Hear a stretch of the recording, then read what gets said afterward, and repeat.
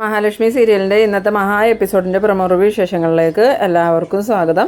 അങ്ങനെ ശത്രുക്കൾ വീണ്ടും വീണ്ടും മഹാലക്ഷ്മിയെയും കുഞ്ഞിനെ കൊല്ലാൻ നോക്കി തിരിച്ചടി മേടിക്കുന്ന എപ്പിസോഡാണ് ഇന്ന് വരാൻ പോകുന്നത്. എത്ര കൊണ്ടാലും പഠിക്കാതെ ശത്രുക്കൾ വീണ്ടും ഈ കുഞ്ഞിനെയാണ് ഇപ്പോൾ ലക്ഷ്യം വെച്ചിരിക്കുന്നത്. എന്തായാലും കരുണ പ്രതാപൻ്റെ അമ്മേനെ ഫോൺ ചെയ്തിട്ട് പറയുന്നുണ്ട്, എനിക്കൊരു സന്തോഷ വാർത്ത എങ്ങനെയെങ്കിലും നിങ്ങൾ നൽകിയില്ലെങ്കിൽ ഞാൻ പിന്നെ ജീവിച്ചിരിക്കൂല, നിങ്ങൾക്ക് ഇങ്ങനെ ഒരു മോളുണ്ടാവില്ല എന്ന്. അത് കേട്ടതും പ്രതാപൻ്റെ അമ്മയാണെങ്കിൽ മോളൊന്ന് സമാധാനപ്പെട്, എന്തെങ്കിലും ഒരു പരിഹാരം കാണാമെന്നും പറഞ്ഞ് ഫോൺ വയ്ക്കുന്നുണ്ട്. ഈ സമയത്ത് പ്രതാപൻ അവിടെ ഉണ്ടെങ്കിലും പ്രതാപൻ്റെ അമ്മ കരുണയെ പേടിച്ചിട്ട് തന്നെ പ്രതാപൻ അവിടെ ഉണ്ടെന്നുള്ള വിവരമൊന്നും കരുണയോട് പറയുന്നില്ല. എന്നിട്ട് പ്രതാപൻ ചോദിക്കുന്നുണ്ട്, മോൾ എന്താ അമ്മയെ പറഞ്ഞതെന്ന് ചോദിക്കുമ്പോൾ മോൾക്കൊരു രക്ഷയില്ല, അവിടെ ഇന്ന് നൂലുകെട്ടിൻ്റെ ഭയങ്കര ആഘോഷമൊക്കെ നടക്കുക, മോളാണെങ്കിൽ കമലേശ്വരത്ത് ഭയങ്കര സങ്കടത്തിലായിരിക്കണേ, മോൾക്ക് സന്തോഷിക്കാൻ പറ്റിയ എന്തെങ്കിലും ഒരു വാർത്ത നമ്മൾ റെഡിയാക്കി കൊടുത്തില്ലെങ്കിൽ മോൾ ജീവിച്ചിരിക്കില്ല എന്നാണ് പറയണേന്ന്. അന്നേരം പ്രതാപൻ പറയുന്നുണ്ട്, എന്ത് ചെയ്യാനാ അമ്മേ, ഈ ഒരു അവസ്ഥയായി പോയി, മോളുടെ അവസ്ഥ കാണുമ്പോൾ എനിക്ക് മനസ്സിനാ വേദന, ഇപ്പം മനസ്സിനേക്കാളും കൂടുതൽ വേദന ശരീരത്തിന്. ആ മാർക്കോയും പോലീസുകാരും ആ മാതിരിയല്ലേ എന്നെ പെരുമാറിയത്, ഇനി എങ്ങനെയൊക്കെ ആയാലും വേണ്ടില്ല, മോൾക്കൊരു സന്തോഷ വാർത്ത എങ്ങനെയെങ്കിലും സംഘടിപ്പിച്ചു കൊടുക്കണം, അതിന് നമ്മൾ എന്ത് ചെയ്യാനാടാ, ആ മാർക്കോ നിൻ്റെ പിന്നാലെ തന്നെയുണ്ട്, നീ എന്ത് ചെയ്താലും ആ മാർക്കോ നിന്നെ പിടിക്കും, അത് മാത്രമല്ല ഇനിയിപ്പോൾ നീ എന്തെങ്കിലും അക്രമം ചെയ്തിട്ടുണ്ടെങ്കിൽ ആ മാർക്കോ നിന്നെ മാത്രമായിരിക്കില്ല, എന്നെയോ ഉപദ്രവിക്കും, ഇതിനുള്ള അവസരം നീ ഉണ്ടാക്കില്ലേടാ പ്രതാപ എന്ന് പറയുമ്പം നീ പ്രതാപൻ അമ്മയുടെ നേരെ നോക്കുന്നുണ്ട്. അമ്മയ്ക്ക് അതാണോ മുഖ്യം, അതോ നമ്മളുടെ കുഞ്ഞ് മരിക്കണം എന്നാണ് അമ്മ ആഗ്രഹിക്കണേന്ന് ചോദിക്കുമ്പോൾ അതൊരിക്കലും ഇല്ലടാ, നമ്മളുടെ കുഞ്ഞ് സന്തോഷമായിട്ട് ജീവിക്കാൻ വേണ്ടിയല്ലേ ഞാൻ ഇത്രയൊക്കെ ചെയ്തത്, ഇപ്പം തന്നെ എൻ്റെ സ്വത്തും പണവും സ്വർണ്ണവും എല്ലാം ആ ഉണ്ണിക്ക് കൊടുത്തത് തന്നെ നമ്മളുടെ കുഞ്ഞ് സന്തോഷമായിട്ട് ജീവിക്കാനാ. എന്നിട്ടിപ്പോൾ നമ്മളുടെ കുഞ്ഞിന് എന്തെങ്കിലും സന്തോഷമുണ്ടോ, ഇനി ഉണ്ണിക്ക് നമ്മൾ സ്വത്ത് കൊടുത്തെന്ന് അറിഞ്ഞിട്ടുണ്ടെങ്കിൽ നമ്മളുടെ കുഞ്ഞിൻ്റെ ഉള്ള സന്തോഷവും കൂടി പോകും, അതുകൊണ്ട് തന്നെ എന്തെങ്കിലും ചെയ്യണം അമ്മയെന്ന്. അന്നേരം ഈ പ്രതാപൻ്റെ അമ്മ പറയുന്നുണ്ട്, എന്ത് ചെയ്യാനാടാ, അവനും അവളും ദൈവത്തിൻ്റെ അവതാരം കണ്ട, ഇനിയിപ്പോൾ ആ ജനിച്ചേക്കണ കുഞ്ഞും ദൈവത്തിൻ്റെ അവതാരമാണെന്ന് ആർക്കറിയാം, അവരെ ഉപദ്രവിക്കാൻ ശ്രമിച്ചിട്ടുണ്ടെങ്കിൽ തിരിച്ചടി കിട്ടുന്നത് നമുക്ക് തന്നെയായിരിക്കും, ഇനിയിപ്പോൾ കണ്ണനെയോ മഹാലക്ഷ്മിയോ നീ ഉപദ്രവിക്കാൻ ശ്രമിച്ചിട്ടുണ്ടെങ്കിൽ നിന്നെ ജീവനോടെ വെച്ചേക്കില്ല എന്നല്ലേ ആ മാർക്ക് പറഞ്ഞേക്കണേന്ന് ചോദിക്കുമ്പോൾ പ്രതാപൻ പറയുന്നുണ്ട്, കണ്ണനും മഹാലക്ഷ്മിയും അവരുടെ കുഞ്ഞും ഇല്ലാണ്ടായിട്ട് പിന്നെ ഞാൻ മരിച്ചാലും എനിക്ക് പ്രശ്നമൊന്നുമില്ല അമ്മേ, എൻ്റെ കുഞ്ഞ് സന്തോഷമായിട്ട് ജീവിച്ചോളൂല്ലോ എന്ന്. അന്നേരം പ്രതാപൻ്റെ അമ്മ പറയുന്നുണ്ട്, ഇങ്ങനെ ഗതികെട്ടവരായി പോയല്ലോടെ പ്രതാപ, അവൾ ഇവിടെ വേലക്കാരിയെ പോലെ ജീവിച്ചുകൊണ്ടിരുന്നവളാ, നീ കാരണം അവൾക്കിപ്പോൾ ഇങ്ങനത്തെ ഒരു ജീവിതം കിട്ടിയെന്ന്. അന്നേരം പ്രതാപൻ പറയുന്നുണ്ട്, അന്ന് ഞാൻ അറിഞ്ഞില്ലല്ലോ അമ്മേ ഈ കണ്ണനെ എഴുന്നേറ്റ് നടക്കുമെന്ന്, അവനൊരിക്കലും എഴുന്നേറ്റ് നടക്കില്ല എന്ന് കരുതിയിട്ടല്ലേ നമ്മൾ മഹാലക്ഷ്മിയെ അവന് വിവാഹം കഴിച്ചു കൊടുത്തത്, അതുമാത്രമാണോ നമ്മളുടെ കുഞ്ഞിൻ്റെ കാര്യങ്ങൾ നോക്കാൻ വേണ്ടിയിട്ടാണ് ഞാൻ അവളെ അങ്ങോട്ട് പറഞ്ഞു വിട്ടത്, ഇതിപ്പോൾ ഇങ്ങനെയൊക്കെ ആവുമെന്ന് നമ്മൾ വിചാരിച്ചു എന്ന് ചോദിക്കുമ്പം ഈ പ്രതാപൻ്റെ അമ്മ പറയുന്നുണ്ട്, എന്തായാലും ആ വാമൻ ഇങ്ങനെ ഒരു കൊലച്ചത് ചെയ്തുകൊണ്ടാണല്ലോ നമ്മുടെ കുഞ്ഞിപ്പോൾ ഇങ്ങനെ കിടന്ന് അനുഭവിക്കുന്നത്, ഇനിയിപ്പോൾ കേസ് നടത്താനായിട്ട് നിൻ്റെ സർവ്വസമ്പാദ്യവും വിൽക്കേണ്ട വരൂലോടെ പ്രതാപ എന്ന് പറയുമ്പം പ്രതാപൻ പറയുന്നുണ്ട്, എങ്ങനെയെങ്കിലും ആ മഹാലക്ഷ്മിനെയും കണ്ണനെയും പറഞ്ഞ് സമ്മതിപ്പിക്കണം, കേസ് കണ്ണനെയും കൊണ്ട് പിൻവലിപ്പിക്കണം, ഇല്ലെങ്കിൽ എൻ്റെ സമ്പാദ്യമൊക്കെ തീർന്നു കഴിഞ്ഞാൽ പിന്നെ നമ്മൾ എങ്ങനെ ജീവിക്കും അമ്മ. അത് മാത്രമല്ല അമ്മയുടെ സമ്പാദ്യം മൊത്തം അമ്മയാണെങ്കിൽ ആ വൃത്തികെട്ട ഉണ്ണിക്ക് എഴുതി കൊടുക്കുകയും ചെയ്തു, അവനെ വിശ്വസിക്കാനൊന്നും പറ്റില്ല അമ്മേ, കണ്ണൻ എത്ര കൊള്ളൂലെന്ന് പറഞ്ഞാലും കണ്ണന് മനസ്സിൽ നന്മയുള്ളവനാ, പക്ഷെ ഉണ്ണി അങ്ങനെയല്ല, ഉണ്ണിക്ക് ഉണ്ണിയുടെ ആ അമ്മാവൻ്റെയും മേഘനാഥൻ്റെയും ഒക്കെ സ്വഭാവം കിട്ടിയേക്കണേ, അതുകൊണ്ട് നമ്മളുടെ മോളെ അവിടെ നിന്ന് ഇറക്കി വിടാനും അവൻ മടിക്കില്ല എന്ന്. പിന്നീട് കാണിക്കുന്നത് നമ്മളുടെ മഹാലക്ഷ്മിയും കണ്ണനും എല്ലാവരും ചേർന്ന് കുഞ്ഞുമായിട്ട് ഇങ്ങനെ സന്തോഷമായിട്ട് ഇരിക്കുകയാണ്. ആ സമയത്ത് കണ്ണൻ പറയുന്നുണ്ട്, തിരുമേനി ഇതുവരെ വന്നില്ലല്ലോ മഹി, എന്തായാലും ഞാനൊന്ന് വിളിച്ച് നോക്കട്ടെ എന്ന് പറഞ്ഞ് ഫോൺ എടുത്ത് തിരുമേനിക്ക് വിളിച്ചതും തിരുമേനി പുറപ്പെട്ടു എന്ന് പറയുന്നുണ്ട്. അങ്ങനെ ഫോൺ വെച്ചിട്ട് കണ്ണൻ അനന്തുവിനോടൊക്കെ പറയുന്നുണ്ട്, തിരുമേനി പുറപ്പെട്ടിട്ടുണ്ട്, ഇപ്പം തന്നെ ഇങ്ങോട്ട് എത്തും, അതിനു മുമ്പ് വേണ്ട കാര്യങ്ങളെല്ലാം ഒരുക്കി വെക്കണം, കുഞ്ഞിനെയും റെഡിയാക്കി കൊണ്ടുവരണമെന്ന്. അങ്ങനെ ലേഹയാണെങ്കിൽ കുഞ്ഞിനെ റെഡിയാക്കാനായിട്ട് പോകുന്നുണ്ട്. ആ സമയത്ത് മഞ്ജു പറയുന്നുണ്ട്, ലേഹേച്ചിക്ക് കുഞ്ഞിൻ്റെ കാര്യത്തിൽ എന്തൊരു ശ്രദ്ധയാണ്, ഏടത്തിക്ക് പോലും അത്രയും ശ്രദ്ധയില്ല എന്ന് പറയുമ്പോൾ മഹാലക്ഷ്മി പറയുന്നുണ്ട്, അത് മഞ്ജു പറഞ്ഞത് നേരാ, ഞാൻ കുഞ്ഞിൻ്റെ കാര്യം ഒന്നും നോക്കാറില്ല, എല്ലാ കാര്യങ്ങളും ലേഖ തന്നെയാണ് നോക്കുന്നത്. ആ സമയത്ത് മോഹിനിയും പറയുന്നുണ്ട്, ലേഖയെ പോലെ ഉള്ളൊരു കൂട്ടുകാരിയെ കിട്ടിയത് എൻ്റെ മോളുടെ ഭാഗ്യ, എൻ്റെ മോള് കുഞ്ഞുനാൾ മുതലേ ഒരുപാട് കഷ്ടപ്പെട്ടിട്ടുണ്ട്, അതിന് ദൈവം കൊടുത്ത പ്രതിഫല എൻ്റെ മോളുടെ ഇപ്പോഴത്തെ ജീവിതം. അന്നേരം മഞ്ജു പറയുന്നുണ്ട്, ആ ജീവിതം തകർക്കാനല്ലേ അമ്മയുടെ രണ്ടാമത്തെ മോളും ആ പ്രതാപനും പ്രതാപൻ്റെ അമ്മയും നോക്കണേന്ന് പറയുമ്പോൾ മോഹിനി പറയുന്നുണ്ട്, എന്ത് ചെയ്യാനേ മോളെ, അവരൊക്കെ അങ്ങനെയായിപ്പോയി, അവർക്ക് ആരും നല്ലോണം ജീവിക്കുന്നത് ഇഷ്ടമല്ല, അവർ മാത്രം സൂക്ഷിച്ച് ജീവിക്കണം, ബാക്കിയുള്ളവരെല്ലാം കഷ്ടപ്പെട്ട് ജീവിക്കണം എന്ന് ആഗ്രഹിക്കണവരാ, ഞാൻ അവരോട് എത്ര പറഞ്ഞു നോക്കി, പക്ഷെ അവരൊരിക്കലും നന്നാവില്ല മോളെ, ഇനി എനിക്ക് അവരെക്കുറിച്ച് ഒരു പ്രതീക്ഷയില്ല. അന്നേരം മഞ്ജു പറയുന്നുണ്ട്, അവരിനി നന്നായില്ലെങ്കിൽ അവർക്ക് കണക്കിന് മാർക്കോടെ ഇന്ന് കിട്ടും, ഇപ്പം തന്നെ ജയിലിൽ നിന്ന് ഇറങ്ങിയ വഴി മാർക്ക് നല്ലോണം സൽക്കരിച്ചിട്ടല്ലേ അങ്ങോട്ട് പറഞ്ഞു വിട്ടേന്ന് ചോദിക്കുമ്പോൾ മോഹിനി പറയുന്നുണ്ട്, അതേ മോളെ, അവിടെ നടക്കാൻ പോലും പറ്റാതെ പ്രതാപേട്ടൻ വന്നു കയറിയത്, എന്നിട്ടും അവരുടെ മനസ്സിനൊരു മാറ്റവും സംഭവിച്ചിട്ടില്ല, അതിലും കഷ്ടം പ്രതാപേട്ടൻ്റെ അമ്മയുടെ കാര്യം, ഇപ്പോഴും പ്രതാപേട്ടൻ്റെ അമ്മ കണ്ണനെയും മഹാലക്ഷ്മിനെയും കൊല്ലണം എന്നുള്ള ചിന്തയിൽ തന്നെയാണ് നിൽക്കണേ. അവർക്ക് എപ്പോഴും കരുണയുടെ സന്തോഷം മാത്രമേ പ്രധാനമുള്ളൂ എന്ന് അന്നേരം മഞ്ജു പറയുന്നുണ്ട്. അതുകൊണ്ടാണല്ലോ ഇപ്പോൾ കരുണ ഭയങ്കരമായിട്ട് സന്തോഷിക്കണേ. ഇനി എന്തായാലും ഏട്ടനും ഏടത്തെയും കുഞ്ഞും അങ്ങോട്ട് ചെന്ന് കഴിയുമ്പോൾ കരുണയുടെ ഉള്ള സന്തോഷവും കൂടി പോകും. അന്നേരം മോഹിനി പറയുന്നുണ്ട്, കരുണമോൾക്ക് കണ്ണൻ നടന്നു എന്ന് കേട്ടത് തന്നെ സഹിക്കാൻ പറ്റിയിട്ടില്ല. ഇനിയിപ്പോൾ ലക്ഷ്മി മോളും കുഞ്ഞും കണ്ണനും അവിടെ സന്തോഷമായിട്ട് ജീവിക്കണ കാണുമ്പോൾ എന്തായാലും കരുണയ്ക്ക് അത് സഹിക്കാൻ പറ്റില്ല. കരുണ അതുകൊണ്ട് എന്തെങ്കിലും ചെയ്യുമെന്ന് എനിക്ക് പേടിയുണ്ടെന്ന് പറയുമ്പോൾ മഞ്ജു പറയുന്നുണ്ട്, ഇനി കരുണ ഏടത്തിനെയോ ഏട്ടനെയോ അവരുടെ കുഞ്ഞിനെയോ എന്തെങ്കിലും ചെയ്യാൻ ശ്രമിച്ചിട്ടുണ്ടെങ്കിൽ അവളെ കൊല്ലണത് ഞാനായിരിക്കുമെന്ന്. ആ സമയത്ത് അത് കേട്ടുകൊണ്ട് ലേഖ അങ്ങോട്ട് വരുന്നുണ്ട്. ലേഖ അങ്ങോട്ട് വന്നതും പറയുന്നുണ്ട്, ഞാൻ അതുകൊണ്ടാണ് പറഞ്ഞ കണ്ണേട്ടനോട് മഹിയും കുഞ്ഞിനെയും കൊണ്ട് അങ്ങോട്ട് പോകണ്ട. കണ്ണേട്ടന് വേണമെങ്കിൽ ഇവിടെ വന്ന് താമസിക്കാലോ, മഹീനെയും കുഞ്ഞിനെയും പിരിഞ്ഞ് നിൽക്കേണ്ട കാര്യമില്ല. എന്തായാലും കമലേശ്വരത്തേക്ക് കൊണ്ടുപോകാൻ ഞങ്ങൾ സമ്മതിക്കൂല. ആ സമയത്ത് മഞ്ജു പറയുന്നുണ്ട്, എനിക്കും താല്പര്യമൊന്നുമില്ല. എൻ്റെ അമ്മ ഇപ്പോൾ മാറിയെന്നൊക്കെ പറയുന്നുണ്ടെങ്കിലും അവർ ശരിക്കും മാറിയതാണോ ഇനി അത് അവരുടെ അഭിനയമാണോ എന്നൊന്നും പറയാൻ പറ്റില്ല. അന്നേരം മോഹിനി പറയുന്നുണ്ട്, ഇല്ല മോളെ, അമ്മ ശരിക്കും മാറിയതായിരിക്കും എന്ന് പറയുമ്പം അത് നിങ്ങൾക്ക് ആർക്കും എൻ്റെ അമ്മയെക്കുറിച്ച് നന്നായിട്ട് അറിയാത്തതുകൊണ്ടാണ്. ഞാൻ ചെറുപ്പം മുതലേ എൻ്റെ അമ്മയെ കാണുന്നതല്ലേ, എൻ്റെ അമ്മ എങ്ങനെ പെരുമാറുമെന്നും ചിന്തിക്കുമെന്നൊക്കെ എനിക്കറിയാം. എൻ്റെ അമ്മയ്ക്ക് ഒരിക്കലും കണ്ണേട്ടനോടോ ഏടത്തിയോടോ ഒരു സ്നേഹം ഉണ്ടായിരുന്നില്ല. എപ്പോഴും ഏടത്തി മരിച്ച് കാണണമെന്ന് മാത്രം എൻ്റെ അമ്മ ആഗ്രഹിച്ചായിരുന്നു. ഇപ്പോൾ പിന്നെ ചെറുതായിട്ട് മാറ്റം അഭിനയിക്കുന്നത് സഹായത്തിന് ആരും ഇല്ലാത്തതുകൊണ്ടാണ്. വാമദേവനാണെങ്കിൽ അച്ഛനെ കൊന്നു എന്ന് അറിഞ്ഞതോടുകൂടി അമ്മയ്ക്ക് വാമദേവനോടുള്ള താല്പര്യം പോയി. ഇനിയിപ്പോൾ അമ്മയ്ക്ക് സഹായത്തിന് ഏട്ടനും എടുത്തി ഉണ്ടാവുള്ളൂ തോന്നിയത് കൊണ്ടെങ്ങാണ്ട് അമ്മ ഇപ്പോൾ അഭിനയിക്കണേന്ന്. അത് കേട്ടതും മഹാലക്ഷ്മി പറയുന്നുണ്ട്, ഇല്ല മഞ്ജു, ഇതൊന്നും അമ്മയുടെ അഭിനയമല്ല. അങ്ങനെയാണെങ്കിൽ അമ്മ ഇത്രയും പൈസ മുടക്കി കുഞ്ഞിനുള്ള സ്വർണ്ണമൊക്കെ മേടിച്ച് കൊടുത്തു വിടുമെന്ന് ചോദിക്കുമ്പോൾ, അമ്മ പൈസ മുടക്കിയെങ്കിലും അത് അമ്മയുടെ സ്വന്തം പൈസയൊന്നും അല്ലല്ലോ, കണ്ണേട്ടൻ തന്നെ അമ്മയ്ക്ക് കൊടുത്ത പൈസയല്ലേ, പിന്നെ ഇപ്പോൾ അതിൽ നിന്ന് കുറച്ച് ചിലവാക്കണേന് അമ്മയ്ക്ക് എന്താ പ്രശ്നമെന്ന്. പിന്നീട് കാണിക്കുന്നത് നമ്മളുടെ ദുർഗേനെയാണ്. ദുർഗയാണെങ്കിൽ ഇങ്ങനെ ആലോചിച്ച് സങ്കടപ്പെട്ടിരിക്കുകയാണ്. ഇപ്പോൾ അവിടെ ചടങ്ങുകളൊക്കെ തുടങ്ങി കാണുമായിരിക്കും. എന്തായാലും കണ്ണൻ്റെ കുഞ്ഞിൻ്റെ ചടങ്ങിൽ പങ്കെടുക്കാൻ യോഗം എനിക്കില്ല. അതിന് ആരെയും തെറ്റു പറയാൻ പറ്റില്ല. എൻ്റെ സ്വഭാവത്തിൻ്റെ തന്നെ എന്നെ കണ്ണൻ അവൻ്റെ സ്വന്തം അമ്മയായിട്ടാണ് എന്നും കണ്ടായിരുന്നു. പക്ഷേ ഞാൻ വിശ്വട്ടൻ മരിച്ചതിന് ശേഷം അവനെ എൻ്റെ സ്വന്തം മോനായിട്ട് കണ്ടിട്ടില്ല. എൻ്റെ മക്കൾക്ക് സ്വത്ത് കിട്ടാൻ വേണ്ടിയിട്ട് അവനെ ഞാൻ കൊല്ലാനേ ശ്രമിച്ചോളൂ. എത്രയോ പ്രാവശ്യം ഞാൻ കണ്ണനെയും മഹാലക്ഷ്മിയെയും കൊല്ലാൻ നോക്കി. അതുമാത്രമാണോ, മഹാലക്ഷ്മി അമ്മയാണോ എന്നുള്ള സംശയം തോന്നിയിട്ട് ഞാൻ മഹാലക്ഷ്മിയെ സ്റ്റെപ്പിൽ നിന്ന് തള്ളി താഴെ ഇടാൻ വരെ നോക്കിയില്ലേ, അതിനൊന്നും ദൈവം എന്നോട് പൊറുക്കൂല. എന്തായാലും ആ കുഞ്ഞ് ഒരു ദൈവിക ശക്തിയുള്ള കുഞ്ഞ്, അതുകൊണ്ടല്ലേ ഇത്രയും പ്രതിസന്ധികൾ ഉണ്ടായിട്ടും അതിനൊന്നും സംഭവിക്കാതെ അത് ഈ ലോകത്തേക്ക് വന്നത്. അന്ന് തന്നെ പ്രതാപൻ്റെ അമ്മയും കരുണ എല്ലാവരും ചേർന്ന് മഹാലക്ഷ്മിക്ക് വിഷം ചേർത്ത പലഹാരം കൊടുത്തിട്ടും ആ കുഞ്ഞിനോ മഹാലക്ഷ്മിക്കോ ഒന്നും സംഭവിച്ചില്ലല്ലോ. ഒരു തെറ്റും ചെയ്യാത്തവരെ ദൈവം കാത്തോളൂ എന്നൊക്കെ ഇങ്ങനെ മനസ്സിൽ വിചാരിച്ചുകൊണ്ട് സങ്കടപ്പെട്ട് കരഞ്ഞുകൊണ്ടിരിക്കുന്ന സമയത്താണ് കരുണ അങ്ങോട്ട് വരുന്നത്. കരുണ ദുർഗ കരയണുണ്ടതും അമ്മ എന്തെങ്കിലും കരയണേന്ന് ചോദിക്കുമ്പോൾ, ഞാൻ ചെയ്തു പോയ തെറ്റുകൾ ഓർത്ത് ഞാൻ കരഞ്ഞതാണ്. ഞാൻ ഒരുപാട് ദ്രോഹം എൻ്റെ കണ്ണനോട് ചെയ്തു. ഞാൻ ഒരിക്കലും അങ്ങനെ ചെയ്യാൻ പാടില്ലായിരുന്നു എന്നൊക്കെ പറയുമ്പോൾ കരുണയ്ക്കാണെങ്കിൽ നല്ല ദേഷ്യം വരുന്നുണ്ട്. എന്നിട്ട് കരുണ അതൊന്നും പുറത്ത് കാണിക്കാതെ ദുർഗയോട് പറയുന്നുണ്ട്, അതൊക്കെ സംഭവിച്ചു പോയില്ലേ അമ്മ, ഇനിയിപ്പോൾ നമ്മൾ കണ്ണേട്ടനെ സ്നേഹിച്ചാലും കണ്ണേട്ടനെ അതൊന്നും വിശ്വസിക്കാൻ പോകണില്ല എന്ന് പറയുമ്പം, അത് നീയാണോടി തീരുമാനിക്കണം. എൻ്റെ മോനറിയാം ഞാൻ എന്താണെന്നുള്ളത്. ഞാനിവിടെ വരുന്ന സമയത്ത് അവൻ ചെറിയ കുട്ടിയായിരുന്നു. അന്ന് ഞാൻ അവനെ ഒരുപാട് സ്നേഹിച്ചിട്ടുണ്ട്. അവനും അതുപോലെ തന്നെ എന്നെ വലിയ ജീവനായിരുന്നു. പിന്നെ വിശ്വട്ടൻ മരിച്ചതിന് ശേഷം ആ വാമദേവനും സീമന്തിനിയും കൂടി എൻ്റെ മനസ്സിൽ ഓരോരോ കാര്യങ്ങൾ പറഞ്ഞ് വിഷം കുത്തി നിറച്ചിട്ട് ഞാൻ ആ കണ്ണൻ്റെ മരുന്ന് മാറ്റി കൊടുത്തത്.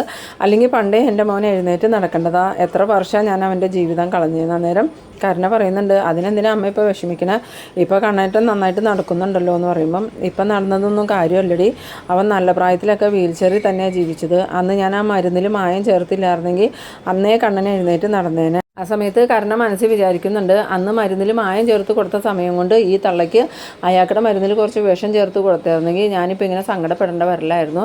എനിക്ക് കമലേശ്വരത്തെ മഹാറാണിയായിട്ട് ഇവിടെ ജീവിക്കായിരുന്നു. ഇപ്പോഴാണെങ്കിൽ എൻ്റെ അവസ്ഥ വളരെ പരിതാപകരമാണ്. അതുമാത്രമല്ല, ഇനി ആ മഹാലക്ഷ്മിയും കുഞ്ഞും കണ്ണനും കൂടി സന്തോഷമായിട്ട് ജീവിക്കുന്നത് ഞാൻ കാണുകയും ചെയ്യണം. അയാൾ വീൽ ചെയറിലാണല്ലോ എന്നുള്ളൊരു സമാധാനം മാത്രമേ എനിക്കുണ്ടായിരുന്നുള്ളൂ. ഇപ്പോൾ അതും തീർന്നു. അയാൾ എഴുന്നേറ്റ് നടക്കുമ്പം എൻ്റെ കെട്ടുവാനാണെങ്കിൽ ഇപ്പോൾ വീൽ ചെയറിലുമായി. ഇതെന്തൊരു വിധിയാണെന്നൊക്കെ ഇങ്ങനെ ആലോചിച്ച് നിൽക്കും. ഈ ദുർഗ ചോദിക്കുന്നുണ്ട്, നീ എന്താടി ഇങ്ങനെ ആലോചിച്ച് നിൽക്കണേന്ന് ചോദിക്കുമ്പോൾ, ആ ഇല്ലമ്മേ, ഞാൻ വെറുതെ ഇങ്ങനെ ഓരോന്ന് ഓർത്ത് നിന്നതാ. എന്തായാലും ഇന്ന് നൂലുകെട്ടായിട്ട് അമ്മയെ കണ്ണേട്ടൻ വിളിച്ചില്ലേ എന്ന് ചോദിക്കുമ്പോൾ, നീ എന്താടി അങ്ങനെ ചോദിക്കണേ, എന്നെ എൻ്റെ മോൻ വിളിക്കാതെ ഇരിക്കുമോ, എന്നിട്ടെന്താ അമ്മ പോവാതിരുന്നേന്ന് ചോദിക്കുമ്പോൾ അവിടെ മഞ്ജുവൊക്കെ വരും. മഞ്ജുവിനാണെങ്കിൽ എന്നെ ഇപ്പോഴും വിശ്വാസമായിട്ടില്ല. അതുകൊണ്ട് മഞ്ജു അവളുടെ വായിൽ വന്നതൊക്കെ എന്നെ വിളിച്ചു പറയും. അതുപോലെ തന്നെ ലേഖയ്ക്കും അനന്തുവിനും എന്നോട് ഇപ്പോഴും ഇഷ്ടമൊന്നുമില്ല. അത് കാരണം ഞാൻ പോവാതെ ഇരുന്നേ. അവിടെ നല്ലൊരു കാര്യം നടക്കുമ്പോൾ ഞാൻ ചെന്ന് അവരുടെ എല്ലാവരുടെയും സന്തോഷം കളയണ്ടെന്ന് വിചാരിച്ചു. അന്നേരം കാരണം പറയുന്നുണ്ട്, എന്തായാലും അവരുടെ സന്തോഷം എൻ്റെ അച്ഛനായിട്ട് കളഞ്ഞോളും, അതോർത്ത് നിങ്ങൾ വിഷമിക്കുകയൊന്നും വേണ്ടാന്ന് ഇങ്ങനെ മനസ്സിൽ വിചാരിച്ചുകൊണ്ട് കരുണ പോകുന്നുണ്ട്. എന്നിട്ട് വീണ്ടും കരുണ ഫോണെടുത്ത് മുത്തശ്ശിക്ക് വിളിക്കുകയാണ്. ഇതേ സമയം നമ്മളുടെ പ്രതാപൻ്റെ അമ്മയും എങ്ങനെയെങ്കിലും ആ കുഞ്ഞിനെയെങ്കിലും ഇല്ലാണ്ടാക്കണം അമ്മേ, ഇല്ലെങ്കിൽ നമ്മളുടെ മോൾക്കൊരു സമാധാനം ഉണ്ടാവില്ല എന്ന് പറയുമ്പം പ്രതാപൻ്റെ അമ്മ പറയുന്നുണ്ട്, അതിന് നമ്മൾ എന്ത് ചെയ്യാനാടാ, ഇന്നത്തെ നൂലുകെട്ട് ചടങ്ങ് ഭംഗിയായി നടന്നു കഴിഞ്ഞാൽ നമ്മുടെ കുഞ്ഞിനത് സഹിക്കാൻ പറ്റില്ല, ആ കാര്യങ്ങളൊക്കെ കണ്ടു കഴിഞ്ഞാൽ നമ്മളുടെ കുഞ്ഞ് എങ്ങനെ സഹിക്കുമെന്ന് ചോദിക്കുമ്പം പ്രതാപൻ പറയുന്നുണ്ട്, അതിന് കരണമോൾ അത് കാണണേ എങ്ങനെയാണ് അമ്മയെന്ന് ചോദിക്കുമ്പോൾ ആ മഞ്ജു ഇല്ലേ, അവൾ എന്ത് സന്തോഷം നടന്നാലും അതൊക്കെ ഫോട്ടോയും വീഡിയോയും ആയിട്ട് കരണമോളുടെ ഫോണിലേക്ക് ഇട്ട് കൊടുക്കും, കരണമോളെ സങ്കടപ്പെടുത്താനായിട്ട്. അന്നേരം പ്രതാപൻ പറയുന്നുണ്ട്, അങ്ങനെയാണെങ്കിൽ ഇന്നത്തെ ആ ചടങ്ങ് എങ്ങനെയെങ്കിലും മുടക്കണമല്ലോ അമ്മേ, നമ്മളിങ്ങനെ നിരന്തരം പരിശ്രമിച്ചുകൊണ്ടിരുന്ന ഏതെങ്കിലും ഒരു സമയത്ത് നമുക്ക് കാര്യങ്ങൾ നടത്തിയെടുക്കാൻ പറ്റുമെന്ന്. അന്നേരം പ്രതാപൻ്റെ അമ്മ ചോദിക്കുന്നുണ്ട്, നൂലുകെട്ട് ചടങ്ങ് എങ്ങനെ മുടക്കാനാടാന്ന് ചോദിക്കുമ്പം അമ്മ ഇവിടെ നിൽക്ക്, ഞാൻ ആ ഫോണൊന്നും എടുത്തുകൊണ്ടിട്ടേന്ന് പറഞ്ഞ് പ്രതാപൻ ഫോൺ എടുത്തുകൊണ്ടിട്ട് ആർക്കോ വിളിക്കാനായിട്ട് പോകുന്നുണ്ട്. ഈ സമയത്താണ് പ്രതാപൻ്റെ അമ്മയുടെ ഫോൺ ബെല്ലടിക്കണേ. ഫോണെടുത്ത് നോക്കി, ഇതും കർണമോളല്ല വിളിക്കണേ, ഇനി എന്തിനായിരിക്കും വിളിക്കണേന്നൊക്കെ പേടിച്ചുകൊണ്ട് ഈ പ്രതാപൻ്റെ അമ്മ ഫോണെടുത്തിട്ട് എന്താ മോളേന്ന് ചോദിച്ചത്. മുത്തശ്ശി ഞാൻ പറഞ്ഞ കാര്യത്തിൽ എന്തെങ്കിലും തീരുമാനമായോ എന്ന് ചോദിക്കുന്ന നേരം മുത്തശ്ശി പറയുന്നുണ്ട്, അത് മോളെ ഞാൻ നിൻ്റെ അച്ഛനോട് പറഞ്ഞിട്ടുണ്ട്, അതിന് അച്ഛൻ എന്തെങ്കിലും ഒരു വഴി കണ്ടെത്താന്നാ പറഞ്ഞ്, എടി പിടിന്ന് നമുക്കൊന്നും ചെയ്യാൻ പറ്റില്ല മോളെ, ആ മാർക്കോയാണെങ്കിൽ എപ്പോഴും മോളുടെ അച്ഛൻ്റെ പിന്നാലെ തന്നെ ഉണ്ടെന്ന്. അന്നേരം ഈ കരുണ പറയുന്നുണ്ട്, അയാളെ ആദ്യം കൊല്ലണം അമ്മേ, എന്നാലും ആ കണ്ണനെ മഹാലക്ഷ്മിയെ നമുക്ക് എന്തെങ്കിലും ചെയ്യാൻ പറ്റുള്ളൂ. അന്നേരം പ്രതാപൻ്റെ അമ്മ വീണ്ടും പറയുന്നുണ്ട്, മോളെ അതൊന്നും നടക്കണ കാര്യമല്ല, ആ മാർക്കോയ്ക്ക് എന്തൊക്കെയോ ദിവ്യശക്തികൾ ഉണ്ടെന്നാണ് ഞങ്ങൾക്ക് തോന്നണം, കാരണം നമ്മൾ എന്തെങ്കിലും മനസ്സിൽ വിചാരിക്കുമ്പോഴത്തേക്കും അവനത് കണ്ടുപിടിക്കും, അതെങ്ങനെയാണെന്ന് അറിയണില്ല. അന്നേരം കാരണം പറയുന്നുണ്ട്, അത് മുത്തശ്ശി പറഞ്ഞത് നേരെ, ഇവർക്ക് എന്താപത്ത് വന്നാലും ആ കറക്റ്റ് സമയത്ത് മാർക്കോ അവിടെ എത്താറുണ്ട്, അത് എന്തുകൊണ്ടാണ് എത്ര ആലോചിച്ചിട്ട് എനിക്ക് പിടികിട്ടണില്ല എന്ന്. അന്നേരം പ്രതാപൻ്റെ അമ്മ പറയുന്നുണ്ട്, അതാ മോളെ ഞാൻ പറഞ്ഞേ, നമുക്ക് തഞ്ചത്തിൽ നിന്ന് കാര്യങ്ങൾ നടത്തിയെടുക്കാം, ഇപ്പം മോളെന്തായാലും നല്ലതുപോലെ അഭിനയിച്ച് നിൽക്ക്, അവസരം കിട്ടുമ്പോൾ നമുക്ക് അവരോട് പ്രതികാരം ചെയ്യാമെന്ന്. എന്നാൽ ഞാൻ വെക്കും മുത്തശ്ശി എന്ന് പറഞ്ഞ് കരുണ ഫോൺ വെച്ചതും ഈ പ്രതാപൻ്റെ അമ്മയാണെങ്കിൽ പ്രതാപൻ്റെ അടുത്തേക്ക് ചെല്ലുന്നുണ്ട്. ആ സമയത്ത് പ്രതാപനാണെങ്കിൽ ആരോടോ പറയുന്നുണ്ട്, എത്രയും പെട്ടെന്ന് ഞങ്ങൾക്ക് ഇതിലൊരു തീരുമാനം ഉണ്ടാക്കണം, ഒന്നിലെ അമ്മ അല്ലെങ്കിൽ കുഞ്ഞ്, ഒന്നും പറ്റിയില്ലെങ്കിൽ ആ കണ്ണനെ എങ്കിലും തീർക്കണം എന്ന്. അന്നേരം മറുവശത്തുനിന്നുള്ള ആ ഗുണ്ട പറയുന്നുണ്ട്, ശരി സാറേ, എത്രയും പെട്ടെന്ന് ഞാൻ കാര്യം നടത്തിയിട്ട് സാറിനെ വിളിക്കാമെന്നും പറഞ്ഞ് ഫോൺ വെച്ചതും പ്രതാപൻ തിരിയുമ്പം അവിടെ പ്രതാപൻ്റെ അമ്മ നിൽക്കുന്നുണ്ട്. എന്നിട്ട് അമ്മ ഒരു കാര്യത്തിൽ തീരുമാനമായി എന്ന് പറഞ്ഞു. എന്താടാ പ്രതാപ, എന്താ നീ ചെയ്തതെന്ന് ചോദിക്കുമ്പം ഞാനൊരു ഗുണ്ടയെ വിളിച്ച് കാര്യങ്ങളൊക്കെ പറഞ്ഞ് ഏൽപ്പിച്ചിട്ടുണ്ട്, ഇന്ന് തന്നെ കാര്യങ്ങൾ നടത്താൻ പറ്റുമെന്ന് നോക്കട്ടെ എന്ന് അവൻ പറഞ്ഞ. എന്തായാലും അവൻ ഇന്ന് അനന്തുവിൻ്റെ വീട്ടിലോട്ട് പോയിക്കോളും, അവിടെ ചെന്നിട്ട് എന്താണെന്ന് വെച്ചാൽ വേണ്ടതുപോലെ ചെയ്തോളും. ആ സമയം പ്രതാപൻ്റെ അമ്മ പറയുന്നുണ്ട്, അതേതായാലും നന്നായിടാ, ഇപ്പോൾ വീണ്ടും കരുണമോൾ വിളിച്ചിട്ടുണ്ടായിരുന്നു, അവിടെ ഭയങ്കര സന്തോഷം ആഘോഷമൊക്കെയാണ്, അത് തകർക്കാൻ വേണ്ടി അച്ഛൻ എന്തെങ്കിലും ചെയ്യാൻ പറ്റുമെന്ന് ചോദിച്ച്. ഞാൻ എന്തായാലും മോളെ സമാധാനിപ്പിച്ചു. അന്നേരം പ്രതാപൻ പറയുന്നുണ്ട്, നമുക്ക് പല പ്രാവശ്യം അബദ്ധം പറ്റിയെങ്കിലും ഈ പ്രാവശ്യം നമ്മൾ വിജയിക്കുമായിരിക്കും അമ്മ, എൻ്റെ മോളുടെ സന്തോഷം കണ്ടിട്ട് എനിക്ക് മരിച്ചാലും കുഴപ്പമില്ല, ഇനിയിപ്പോൾ ആ കണ്ണനെയും മഹാലക്ഷ്മിയെയും കുഞ്ഞിനെയും കൊന്നതിൻ്റെ പേരിൽ ജയിലിൽ പോകേണ്ട വന്നാലും എനിക്ക് സങ്കടമൊന്നുമില്ല അമ്മേന്ന്. അന്നേരം പ്രതാപൻ്റെ അമ്മ പറയുന്നുണ്ട്, എന്തായാലും വേണ്ടില്ലടാ, ജയിലെങ്കിൽ ജയിൽ, ഞാനും വേണമെങ്കിൽ ജയിലിലേക്ക് പോയിക്കോളാം, എന്നാലും നമ്മളുടെ കുഞ്ഞിൻ്റെ മുഖത്തൊരു സന്തോഷം കാണണമെന്ന്. പിന്നീട് കാണിക്കുന്നത് നൂലുകെട്ട് ചടങ്ങ് നടത്താൻ വേണ്ടിയിട്ട് കണ്ണനൊക്കെ വിളിച്ചിരുന്ന ആ ഒരു സ്വാമി വീട്ടിലോട്ട് വരാണ്. സ്വാമി വന്ന് അകത്തേക്ക് കയറിയതും കണ്ണനൊക്കെ കണ്ടിട്ട് ഓടി വന്ന് സ്വാമിയെ വണങ്ങി അകത്തേക്ക് വിളിച്ചു കൊണ്ടുപോകുന്നുണ്ട്. അവിടെ ചെന്നതും സ്വാമി കുഞ്ഞിനെ കൊണ്ടുവരാൻ പറയുന്നുണ്ട്. അങ്ങനെ കണ്ണൻ കൊടുന്ന് കുഞ്ഞിനെ സ്വാമിയുടെ കയ്യിലേക്ക് കൊടുക്കുമ്പോൾ സ്വാമി പറയുന്നുണ്ട്, കുഞ്ഞിന് വേണ്ടപ്പെട്ട എല്ലാവരെയും ഭഗവാൻ അനുഗ്രഹിക്കട്ടെ, അപ്പം ഞാൻ കുഞ്ഞിനെ നല്ലോണം ഒന്ന് അനുഗ്രഹിക്കാമെന്ന് പറഞ്ഞ് കുഞ്ഞിൻ്റെ തലയിലൊക്കെ ഇങ്ങനെ തടവി പ്രാർത്ഥിക്കുന്നുണ്ട്. ഇതേ സമയം നമ്മളുടെ മാർക്കോയും ആ സിദ്ധയായ അമ്മയും അമ്പലത്തിൽ പൂജയും പ്രാർത്ഥനയൊക്കെ ആയിട്ട് ഇരിക്കുകയാണ്. അതിൻ്റെ ഇടയ്ക്ക് മാർക്കോ അമ്മയോട് ചോദിക്കുന്നുണ്ട്, അമ്മേ ഇന്ന് മഹാലക്ഷ്മിക്കോ കണ്ണൻ സാറിനോ അവരുടെ കുഞ്ഞിനോ എന്തെങ്കിലും ആപത്ത് സംഭവിക്കുമോ എന്ന് ചോദിക്കുമ്പം ആ കുഞ്ഞിനെ ഒരാപത്തും സംഭവിക്കില്ല, ആ കുഞ്ഞിനെ ഉപദ്രവിക്കാൻ ആർക്കും പറ്റേയില്ല, പക്ഷേ ഇന്നും അവരെ ഉപദ്രവിക്കാനായിട്ട് ചിലർ പുറപ്പെട്ടിട്ടുണ്ട്, അവർക്ക് നമ്മൾ നല്ല പണി തന്നെ കൊടുക്കണം. അന്നേരം മാർക്കോ ചോദിക്കുന്നുണ്ട്, അതാരാ അമ്മയെന്ന് ചോദിക്കുമ്പോൾ അത് വേറെ ആരുമല്ല, ആ പ്രതാപൻ്റെ മോളെ സന്തോഷിപ്പിക്കാൻ വേണ്ടിയിട്ട് പ്രതാപൻ്റെ അമ്മയും കൂടി ചേർന്ന് ഒരു വാടക കൊലയാളിയെ അനന്തുവിൻ്റെ വീട്ടിലോട്ട് പറഞ്ഞയച്ചിട്ടുണ്ട്, അയാളെ നീ തന്നെ കൈകാര്യം ചെയ്യണം മാർക്കോ എന്ന്. അന്നേരം മാർക്കോ പറയുന്നുണ്ട്, ഇപ്പോൾ ആ ഗുണ്ട അവിടെ എത്തിയോ അമ്മയെന്ന് ചോദിക്കുമ്പം ഇല്ല, കുറച്ച് സമയങ്ങൾക്കകം തന്നെ അയാൾ അവിടെ എത്തും, പക്ഷേ അയാൾ എത്തിയിട്ടുണ്ടെങ്കിൽ അയാൾക്ക് അവരൊന്നും ചെയ്യാൻ പറ്റില്ല, അതിനു മുമ്പായിട്ട് തന്നെ അവൻ നിൻ്റെ കയ്യിൽ വന്ന് പെടുന്നു.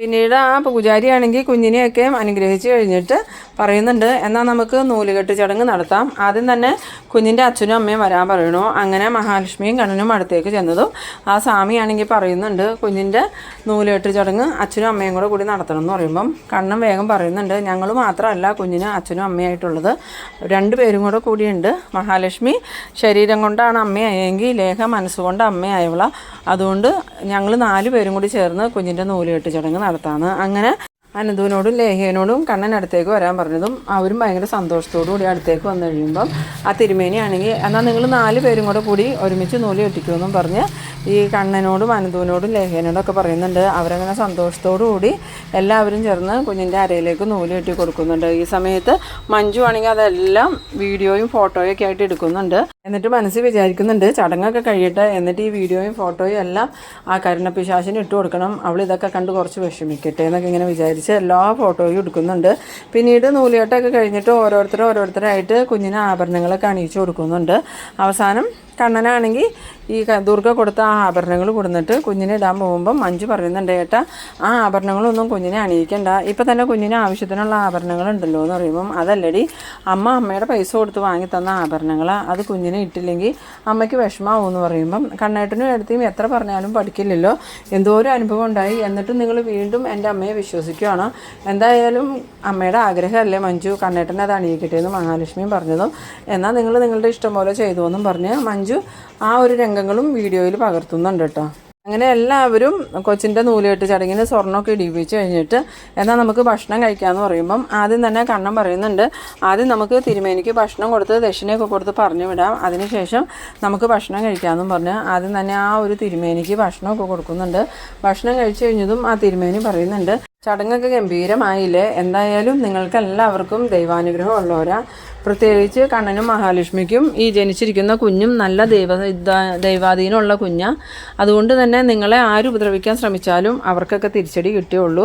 ഇപ്പം തന്നെ നിങ്ങളുടെ കുഞ്ഞിനെ ലക്ഷ്യം വെച്ച് പല ശത്രുക്കളും രംഗത്ത് ഇറങ്ങിയിട്ടുണ്ട്, അതുകൊണ്ട് നിങ്ങളൊന്ന് സൂക്ഷിക്കണം എന്ന് പറയുമ്പം കണ്ണൻ ചോദിക്കുന്നുണ്ട്, അതെന്താ തിരുമേനി അങ്ങനെ പറഞ്ഞതെന്ന് ചോദിക്കുമ്പം പേടിക്കാനൊന്നുമില്ല, നിങ്ങൾക്ക് സഹായത്തിനായിട്ട് ദൈവങ്ങൾ തന്നെയുണ്ട്, അതുകൊണ്ട് ശത്രുക്കളെ പേടിക്കുകയൊന്നും വേണ്ട, എന്നാലും ഒരു മുൻകരുതൽ വേണമെന്ന്. ആ സമയത്ത് ഈ കണ്ണനും മഹാലക്ഷ്മിയും ഭയത്തോടുകൂടി പരസ്പരം നോക്കുന്നുണ്ട്. എന്നിട്ട് മഹാലക്ഷ്മി ചോദിക്കുന്നുണ്ട്, അതിനെന്തെങ്കിലും പ്രതിവിധി ഉണ്ടോ സ്വാമി എന്ന് ചോദിക്കുമ്പം ഒരു പ്രതിവിധിയില്ല, നിങ്ങൾ ഉപദ്രവിക്കാൻ വരുന്ന ശത്രുക്കൾക്ക് തിരിച്ചടി കിട്ടും, അത്രേ ഉള്ളൂ, അല്ലാതെ നിങ്ങൾക്കൊന്നും സംഭവിക്കില്ല എന്ന്. പിന്നീട് കാണിക്കുന്നത് നമ്മളുടെ ആ സിദ്ധയായ അമ്മ പ്രാർത്ഥനയൊക്കെ കഴിഞ്ഞ് കണ്ണ് തുറക്കുന്നുണ്ട്. എന്നിട്ട് മാർക്കോ എന്നും പറഞ്ഞ് വിളിച്ചതും എന്താ അമ്മേ പ്രാർത്ഥന കഴിഞ്ഞു എന്ന് ചോദിക്കുമ്പോൾ ഉവ്വ മാർക്കോ, എൻ്റെ പ്രാർത്ഥനയൊക്കെ കഴിഞ്ഞു, അവിടുത്തെ ചടങ്ങുകളെല്ലാം ഭംഗിയായി തന്നെ നടന്നു, ഇനി നീ അവിടെ എത്തേണ്ട സമയമായി, എന്തായാലും നീ ഇപ്പോൾ തന്നെ പുറപ്പെട്ടോ, ഇനി നിൻ്റെ ആവശ്യം അവിടെ ഉള്ളതെന്ന്. ആ സമയത്ത് മാർക്കോ ചോദിക്കുന്നുണ്ട്, അപ്പോൾ ശത്രുക്കൾ അവിടെ എത്തിക്കഴിഞ്ഞു അമ്മയെന്ന് ചോദിക്കുമ്പം അധികം വൈകാതെ തന്നെ ശത്രുക്കൾ അവിടെ എത്തുമ്പോൾ തന്നെ നീ അവനെ പിടിച്ച് കൈകാര്യം ചെയ്തേക്കണം, കണ്ണനും മഹാലക്ഷ്മിയൊന്നും അറിയ പോലും വേണ്ടാന്ന്. ആ സമയത്ത് മാർക്കോ എന്നാൽ ശരി അമ്മയെന്നും പറഞ്ഞ് അവിടുന്ന് പോകുന്നുണ്ട്. ഇതേ നേരം നമ്മളുടെ കരുണയാണെങ്കിൽ ഫോൺ എടുത്തിങ്ങനെ നോക്കിക്കൊണ്ടിരിക്കുന്ന സമയത്താണ് വാട്സപ്പിലേക്ക് കുറേ മെസ്സേജുകൾ വരുന്നത്. വേഗം തന്നെ വാട്സപ്പ് ഓൺ ചെയ്ത് നോക്കിയതും ഈ കണ്ണൻ്റെ കുഞ്ഞിൻ്റെ നൂലുകെട്ടിൻ്റെ ആ ഒരു ഫോട്ടോയും വീഡിയോയും ഒക്കെയാണ് കാണുന്നത്. അത് കണ്ടതും കരുണയ്ക്കാണെങ്കിൽ ഭയങ്കര ദേഷ്യം വരുന്നുണ്ട്. ആ സമയത്ത് മഹാലക്ഷ്മിയും കണ്ണനും ചിരിച്ചുകൊണ്ട് നിൽക്കുന്നതും അതുപോലെ മഞ്ജു കുഞ്ഞിനെ ആഭരണം അണിയിക്കുന്നതെല്ലാം കാണുമ്പോൾ കരുണയ്ക്ക് ദേഷ്യം വന്നിട്ട് കരുണ ഉണ്ണിയോട് ഒന്ന് പറയുന്നുണ്ട്, കണ്ടില്ലേ ഇവരൊക്കെ എത്ര സന്തോഷത്തിലാണ്, നിങ്ങളിങ്ങനെ ഇരുന്നോ, ഇപ്പോഴാണെങ്കിൽ വീൽ ചെയറിലുമായി, അല്ലെങ്കിൽ തന്നെ നിങ്ങളെ കൊണ്ട് പ്രത്യേകിച്ച് പ്രയോജനമൊന്നുമില്ല, മഹാലക്ഷ്മിക്ക് കുഞ്ഞുണ്ടായിട്ട് അവർക്കൊക്കെ എന്തൊരു സന്തോഷം, ആ കുഞ്ഞിനെ കണ്ടില്ലേ, എല്ലാവരും ചേർന്ന് ആ കുഞ്ഞിനെ സ്വർണ്ണത്തിൽ പൊതിഞ്ഞു, ഇവിടെ ഞാൻ അമ്മയായാൽ പോലും ഇതുപോലൊരു പരിഗണന എനിക്ക് കിട്ടൂല. അന്നേരം ഉണ്ണി ചോദിക്കുന്നുണ്ട്, അതിന് നീ അമ്മയായിട്ടില്ലല്ലോ, അമ്മയാവാൻ ഇനിയും മാസങ്ങൾ കിടക്കല്ലേ, അന്നേരമല്ലേ ഇതിനെക്കുറിച്ച് ചിന്തിക്കേണ്ട കാര്യമുള്ളൂ എന്ന് പറയുമ്പം അത് ചിന്തിക്കാനൊന്നുമില്ല, ഇപ്പോഴേ എനിക്കറിയാം ഞാനൊരു അമ്മയായാലും എൻ്റെ കുഞ്ഞിന് ഇതുപോലെയുള്ള ഭാഗ്യമൊന്നും ഉണ്ടാവില്ല, അതെങ്ങനെയാണ് നല്ല പുരുഷന്മാർ വിവാഹം കഴിച്ചാലേ അവർക്ക് ജനിക്കണ കുഞ്ഞുങ്ങൾക്ക് ഇതുപോലെയുള്ള ഭാഗ്യം ഉണ്ടാവുള്ളൂ, എന്തായാലും നിങ്ങളുടെ ഏട്ടൻ ഒത്തൊരാണാന്ന്. അത് കേട്ടതും ഈ ഉണ്ണിക്കാണെങ്കിൽ നല്ല ദേഷ്യം വരുന്നുണ്ട്.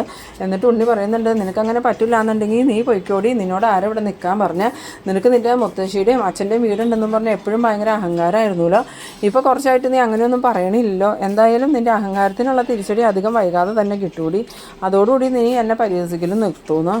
ആ സമയത്ത് കരുണയ്ക്കാണെങ്കിൽ നല്ല ദേഷ്യം വരുന്നുണ്ട്. എന്നിട്ട് കരുണ പറയുന്നുണ്ട്, എന്ത് ചെയ്യാം, ഇതെൻ്റെ വിധിയായി പോയി, നിങ്ങളുടെ അമ്മാവനുണ്ടല്ലോ അയാൾ ഒറ്റ ഒരുത്തം കാരണം എൻ്റെ ജീവിതം ഇങ്ങനെയായേ, അല്ലെങ്കിൽ ഞാൻ എങ്ങനെ ജീവിക്കേണ്ട പെൺകുട്ടിയാണെന്ന നേരം ഉണ്ണി പറയുന്നുണ്ട്, നിൻ്റെ അച്ഛനല്ലേടി എൻ്റെ അച്ഛനെ കൊന്നേ, അതുകൊണ്ട് എൻ്റെ ജീവിതം ഇങ്ങനെയായ, ഇല്ലെങ്കിൽ ഈ സ്വത്തുക്കളുടെ പകുതി എനിക്ക് കിട്ടേണ്ടതായിരുന്നു എന്ന്.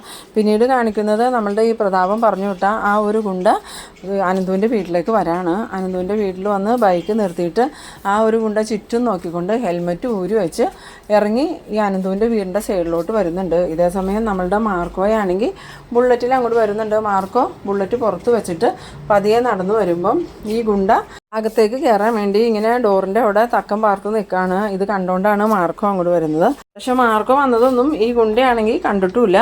ഗുണ്ട ഇങ്ങനെ അകത്തേക്ക് കയറാനായിട്ട് തുടങ്ങിയതും തോളത്ത് ആരോ പിടിക്കണ പോലെ തോന്നി തിരിഞ്ഞ് നോക്കുമ്പോൾ ഗുണ്ട കാണുന്നത് നമ്മുടെ മാർക്കോനെയാണ്. മാർക്കോയെ കണ്ടതും മാർക്കോയോ എന്ന് ഇങ്ങനെ ചോദിക്കലും മാർക്കോയുടെ ഇന്ന് ഈ ഗുണ്ടയ്ക്ക് അടി കിട്ടുന്നതും ഒരേ സെക്കൻഡിൽ തന്നെയായിരുന്നു. അങ്ങനെ അടി കൊണ്ട് ആ ഗുണ്ട നിൽക്കുന്ന ആ ഒരു സീനിലാണ് ഈ എപ്പിസോഡ് അവസാനിക്കുന്നത്. അപ്പോൾ നിങ്ങളെൻ്റെ വീഡിയോ ആദ്യമായിട്ടൊക്കെ കാണുന്നവരാണെങ്കിൽ ചാനലൊന്ന് സബ്സ്ക്രൈബ് ചെയ്യാനും എൻ്റെ വീഡിയോ നിങ്ങൾക്ക് ഇഷ്ടമായാൽ ലൈക്ക് ചെയ്യാനും ഷെയർ ചെയ്യാനും മറക്കരുത്. അപ്പോൾ ഇതുപോലെ ഇൻട്രസ്റ്റിംഗ് ആയിട്ടുള്ള അടുത്തൊരു എപ്പിസോഡുമായി നമുക്ക് വീണ്ടും കാണാം. അതുവരേക്കും ബൈ ബൈ.